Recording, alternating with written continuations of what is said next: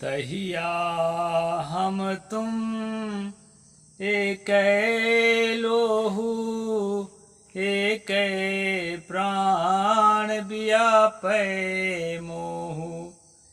एक जनी जना संसारा कौन ज्ञान से भयो निनारा। नमस्कार दोस्तों, मैं अविनाश दास रेशनल कबीर यूट्यूब चैनल में आप सबका हार्दिक स्वागत करता हूं। साथियों, यदि आप इस चैनल में पहली बार वीडियो देख रहे हैं या सब्सक्राइब नहीं किए हैं तो सब्सक्राइब जरूर करें, शेयर करके अपने सभी मित्र तक पहुंचाएं, सभी ग्रुपों में पहुंचाएं, बेल आइकन को प्रेस करें, ऑल नोटिफिकेशन ऑन करें, मुझे कमेंट जरूर लिखें दोस्तों और लाइक करें, लाइक करना ना भूलें। मैंने सतगुरु कबीर साहब की वाणी में से 4 पंक्तियां आपको सुनाई है। संक्षेप में उसका अर्थ बता दूं, फिर जो है आज के प्रसंग पर चलते हैं। सतगुरु ने कहा तहिया। तहिया का मतलब होता है, ये उत्तर भारत का जो है एक शब्द है। तहिया का मतलब होता है तब। तहिया हम तुम एक लोहू, अरे तब तो हम एक खून है तुम्हारा हमारा। या कि तहिया का मतलब जन्म के समय, जब हम जन्म लिए संसार में तो तुम्हारा और हमारा खून एक ही था। एक प्राण भी आपे मोह, अपने शरीर के प्राण के लिए जो मोह है उस सब में एक प्रकार के जो है फीलिंग होता है। मोह का इमोशन एक तरह का होता है कि मरने का डर, तकलीफ का डर हर प्राणी में एक जैसे होता है। एक ही जनी जना संसार, एक ही प्रकार माताओं ने संसार के सभी लोगों को जन्म दिया है। फिर कौन ज्ञान से भयो निराला कहते हैं, तुम कौन से ज्ञान के कारण अपने आप को दुनिया वालों से अलग समझ रखे हो या श्रेष्ठ समझ रखे हो। इस प्रकार दोस्तों यहाँ सतगुरु कबीर साहिब ने कहा है। अभी हम दूसरा अध्याय में प्रवेश किए हैं। किताब है कबीर और रामानंद। ये दोस्तों, तो दूसरा अध्याय में, पहले अध्याय में तो ये समझे कि जिस रामानंद के शिष्य बताया गया कबीर साहब को, उस रामानंद की विचारधारा से कबीर साहब का कहाँ तक संबंध जुड़ सकता है। उसमें हमने पाया दोस्तों 1 इंच भी उसमें मैच नहीं करता है, उसके साथ कोई तालमेल नहीं बैठता है। अब दूसरा अध्याय है जन्म के संबंध में, कि कबीर साहब का जन्म कहाँ हुआ, कैसे हुआ, कौन माता पिता थे। कबीर साहब का जन्म व माता पिता, इसका शीर्षक है। तो साथियों, जो मैंने पद बोला उससे आप समझ सकते हैं कि तहिया हम तुम एक लोहू कहने वाले कबीर साहब अपने आप को आप और हमारे समान एक मनुष्य चित्रित कर रहे हैं। उसमें किसी भी प्रकार अतिमानव या देवता या आकाश से उतरने वाली बात साबित नहीं होती है। तो उससे इतना ही मतलब है, और ये भी मतलब है कि मनुष्य में समानता की दृष्टि रखो। जन्म से कोई ऊंचा या नीचा नहीं हो सकता है बिना परिश्रम किए। तो जन्म, संत सम्राट सतगुरु कबीर साहब भारतीय संत परंपरा के सलाहकार पुरुष हैं। आपके विचार अत्यंत क्रांतिकारी रहे हैं। भारत ही नहीं अपितु विश्व में आप निष्पक्ष तथा मानवतावादी विचारों के लिए प्रख्यात हैं। पूरी दुनिया में दोस्तों प्रखर बोलने के नाम से और मानवतावादी के नाम से कबीर साहब जाने जाते हैं। एक बात मैं बता दूं, कल मैं सुन रहा था एक आर्य समाजी प्रहरी नाम का चैनल खोला है। ये लोग इतना बदमाशी करते हैं, इतना बदमाशी करते हैं, कहाँ कहाँ के दोहा चौपाई ला ला के। और बड़ी बात यह है दोस्तों कि जो आर्य ब्राह्मण लोग हैं ना, यही लोग कबीर पंथ में घुस घुस के तरह तरह के अंधविश्वास पूर्ण चौपाई लिखे हैं, महिलाओं के खंडन पूर्ण चौपाई दोहा लिखे हैं और कबीर साहब के नाम से थोप दिए हैं।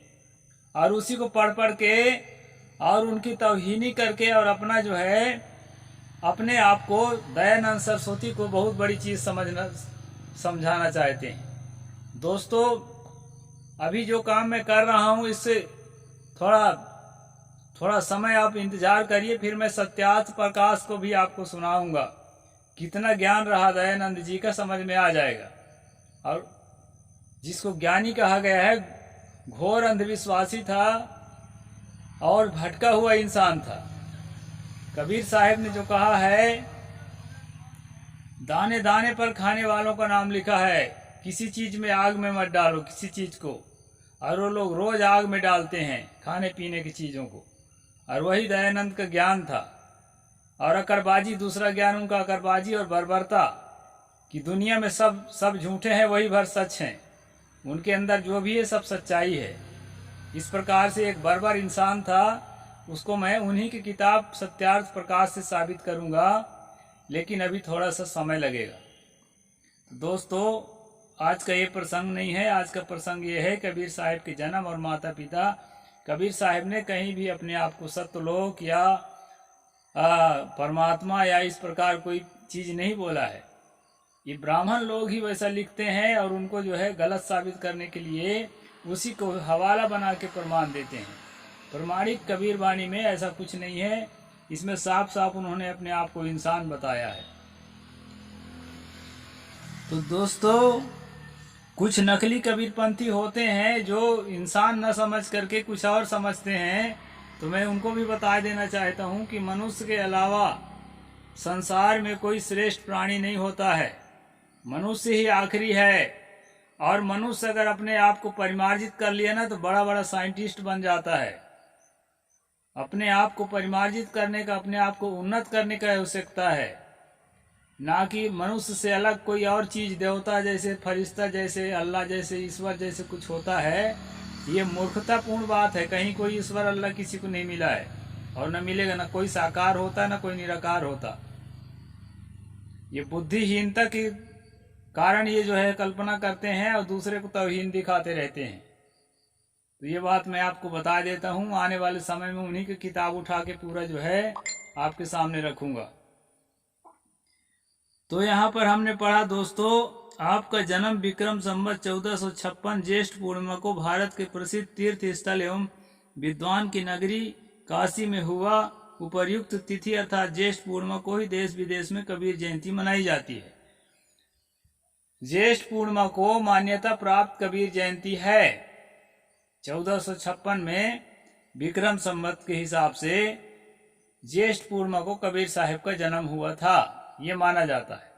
अब ये बात मेरे समझ में नहीं आती। जो लोग ये कहते हैं कि उनके न मम्मी के पता है, न बाप के पता है, न उनके जो है किसी प्रकार का जो है उनको ये ज्येष्ठ पूर्णिमा कहाँ से पता चल गया।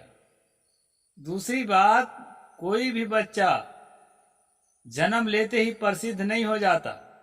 और जैसे झुग्गी झोपड़ी में दिखाया गया है ना, वैसे झुग्गी झोपड़ी के लोग कभी तारीख तिथि नहीं लिखते, न सन संवत लिखते, आज भी नहीं लिखते। जंगली क्षेत्र का मेरा शरीर है, मैं जानता हूँ। जंगली क्षेत्र में ऐसे कान पकड़ के देखते हैं बच्चा को स्कूल में भर्ती करते समय, हाँ हो गया होगा 6 साढ़े 6 साल, ऐसे बोलते हैं। तो उतना पिछड़ा घर जो चित्रित किया गया है कबीर साहब का, तो उसके यहाँ कैसे तिथि तारीख लिख कर रखा गया था। इसलिए मैं तो ये तिथि तारीख को भी नहीं मानता। लेकिन ये बात सच है, किसी भी महामानव के लिए, एक स्मृति के लिए एक निर्धारित तिथि होना चाहिए। तो ज्येष्ठ पूर्णिमा निर्धारित है तो अच्छी बात है। माता पिता, सतगुरु कबीर साहब के माता का नाम नीमा तथा पिता का नाम नीरू था। वैसे तो आपके माता पिता के नाम पर अनेक निर्मूल भ्रांतियां हैं। कबीर का नीरू नीमा का संतान होना सबसे ज्यादा सवर्ण कबीर पंथियों को खटकता है। ये बात मैं बता दूं, साहेब जी ने लिखा है।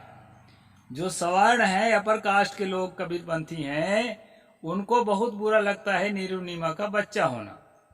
और एक बात और बता देता हूं दोस्तों, कबीर पंथ में सवर्णों का ही जो है बोलबाला रहा है। खासकर गुरु पद में, खासकर ब्राह्मण लोग ही गुरु होते आए हैं। केवल एक गद्दी ऐसी है जिसमें एक बनिया अपना वंश चलाते हैं, तो बनिया वंश वहां भी जो है सवर्ण में ही आते हैं, सवर्ण जाति का। तो सवर्ण जाति के लोग जो है ना, एक कोष्ठा देवांगन, एक बुनकर, एक कोरी को इतना नीच और घटिया समझते हैं, उनके दिमाग में कचरा भरा है कि एक कोरी का बच्चा, एक कोष्ठा देवांगन का बच्चा कैसे इतना महान हो सकता है, वो तो ब्राह्मण ही हो सकता है। ऐसा जो है साबित करने के लिए दोस्तों इस बात को स्वीकार नहीं करते कि वो नीरू नीमा के संतान हैं, वो भी मुसलमान के।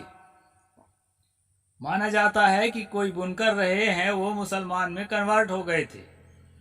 अब चाहे ना भी कन्वर्ट हुए हों, मूल रूप से भी मुसलमान हो, तो भी आदमी का ज्ञान है, गुण है, आचरण है, रहनी है, तो उसके आधार पर उसके मूल्यांकन होना चाहिए।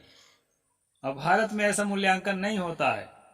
दोस्तों, नकली कबीरपंथियों से बचो। कबीर साहब एक इंसान थे, आप हम की तरह, लेकिन अपनी गुणवत्ता से वो हम लोगों से, हम सबके सिरताज हो गए।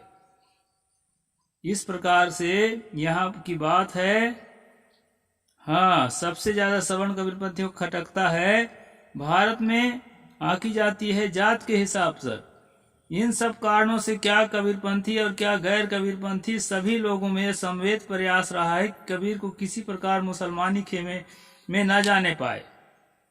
मुसलमान का बच्चा और छोटी जाति का बच्चा साबित न होने पाए, ये कोशिश में लगे थे जितने सवर्ण लोग थे, कबीर पंथ में और कबीर पंथ के बाहर भी। क्योंकि जो प्रसिद्ध होता है ना, तो उसको उसके लिखने वाले बहुत होते हैं। आज भी जो प्रोफेसर लोग लिखते हैं ना, तो ऐसे ही गप लिखते रहते हैं। तो इसको समझना है दोस्तों। इसी से उनके जन्म के संबंध में अनेक किंवदंतियां गढ़ी गई हैं। कबीर साहब के शरीर उपरांत बहुत बाद बांधवगढ़ में धर्मदास जी पैदा हुए। वे जाति के बनिया थे, ये भी सवर्ण थे।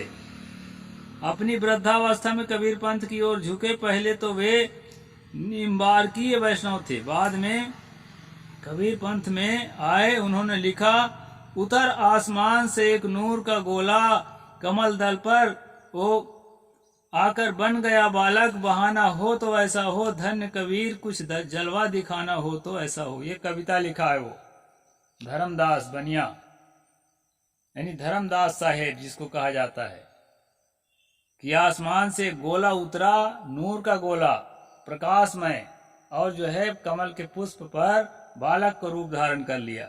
ऐसा जो है उन्होंने लिखा है। तो ये बताया गया दोस्तों, अर्थात आकाश से प्रकाश पुंज उतरा और वही कमल फूल पर आकर बालक बन गया। वही कबीर साहब थे। उनके कोई माता पिता नहीं थे, वे तो दुनिया में लीला करने आए थे।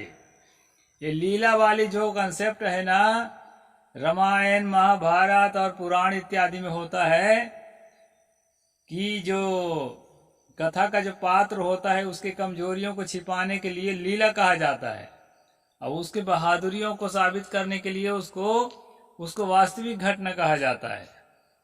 इस प्रकार से बहानेबाजी है दोस्तों। यही बहानेबाजी नकली कबीरपंथियों ने कबीर साहब के ऊपर थोप दिया। आगे चलते हैं। यहाँ पर गुरुवर कबीर को चमत्कारिक व लीलाधारी सिद्ध किया गया है। जिस चमत्कारवाद का उन्होंने आजीवन खंडन किया, उन्हीं के जीवनी पर इस प्रकार से बेमानी बातें लिखी है। उन्होंने अपने बीजक ग्रंथ में साफ साफ कहा है, जो मैं भी शुरू में बोला, तहिया हम तुम एक लोहू, एक प्राण व्यापे मोहू, एक जनी जना संसारा, कौन ज्ञान से भय निरारा। अर्थात माता के गर्भ में हम तुम, अर्थात सारा संसार माता पिता के रजवीर से पैदा होते हैं। सभी में एक प्रकार की आत्मा बसती है। फिर तुम किस ज्ञान से श्रेष्ठ ऊंचे मानते हो खुद को? अतएव उपर्युक्त लीला वाली बात निरर्थक और त्याज्य है। किसी ने लिखा है कि एक विधवा को स्वामी रामानंद भूल से आशीर्वाद दे दिए पुत्र पति भाव, जिसके फलस्वरूप उस विधवा को पुत्र हुआ और उसने लोक लज्जा बस नवजात शिशु को लहर तारा तालाब के पास डाल गई थी।